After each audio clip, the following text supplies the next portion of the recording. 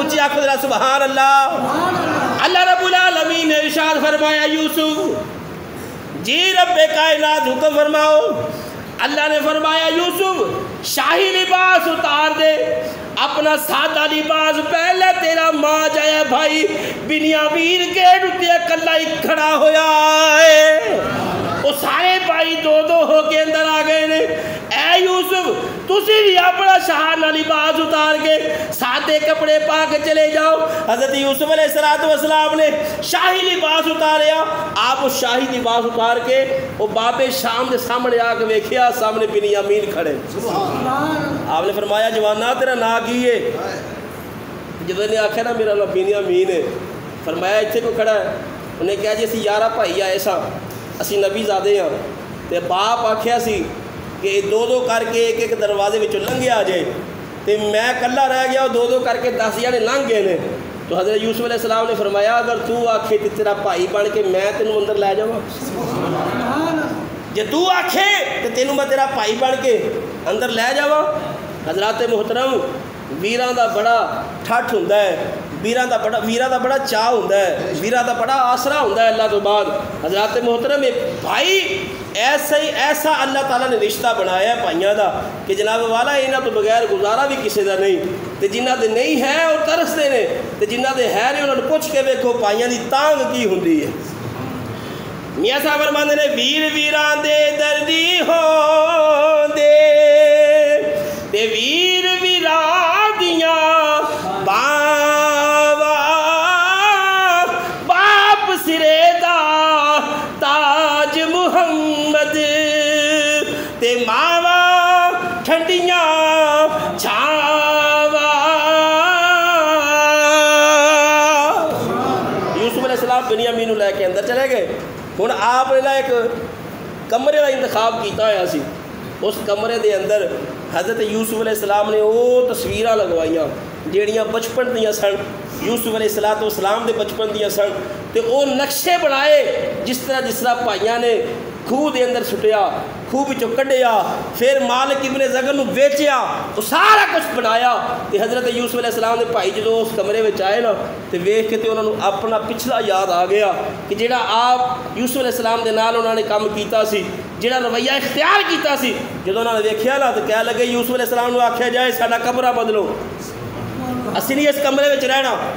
کیوں؟ ماضی یاد ہوندا سی نا۔ حضرت یوسف علیہ السلام نے کمرہ چینج کر دیتا۔ حضرت محترم مختصر کہ آپ کو گلہ دیتا گیا، پھر آپ نے نا بنیامین نوں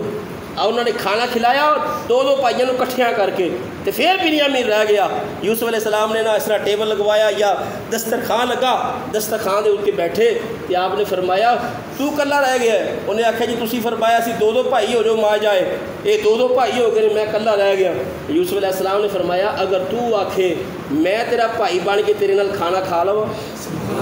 کیونکہ میں بھی کلا کدی نہیں کھادا، تو میں چاہنا چل تو تے میں دونوں کٹھے کھا لئیے۔ یہ دونوں بھائی پھر کٹھے ہو گئے۔ جدو یوسف علیہ السلام تے ایک کھانا کھا رہے نا، تو یوسف علیہ السلام گلاں بنیامین نوں آندے نے میں تیرا بھائی یوسف ہاں،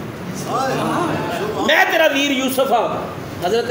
یوسف علیہ السلام کا فرمان سنیا تو بنیامین رون لگے۔ آپ نے فرمایا رو نہ، انہوں نے شک ہو جانا ہے کہ پتہ نہیں کیڑیاں رازوں نے آج دیا گلاں بادشاہ وقت کر دے پیا۔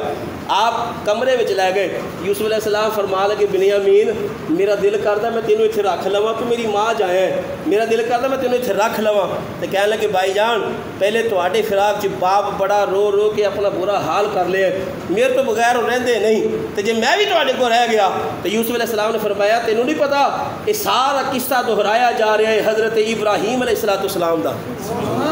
ساڈے دادا جی اسماعیل علیہ السلام دا قصہ دہرایا جا رہا ہے کہ اسماعیل کدوں ملے ابراہیم علیہ السلام نو، جدو اللہ دی بارگاہ وچ قربانی دے چھڈی